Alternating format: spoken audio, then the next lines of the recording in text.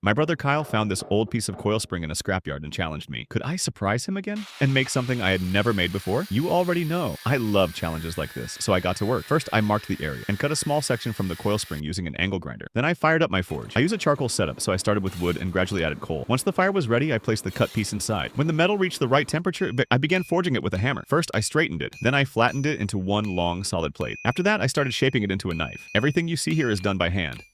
Even though it takes days, I don't use a hydraulic press. Once I had the rough shape, I moved to my belt grinder room. There, I started leveling the side. After that, I refined the contours to define the knife's shape. Then I marked the handle area and drilled the holes for the future scales. Next came the bevels. I ground both sides to form the cutting geometry and then returned to the forge. I heated the blade to around 850 degrees and quenched it quickly in oil. Now the steel was strong and hardened. After that, I started the finishing process. I sanded the blade all the way up to 2000 grit and polished it to a smooth surface. For the handle, I chose walnut wood. I often use it because it's both strong and beautiful. I cut 2 scales, drilled them, and glued everything together using epoxy. Once the glue cured, I shaped the handle on the belt grinder and finished it by hand. Finally, I applied protective wax to the wood and sharpened the blade. And this is the final result. Do you think I won this challenge? If yes, don't forget to subscribe.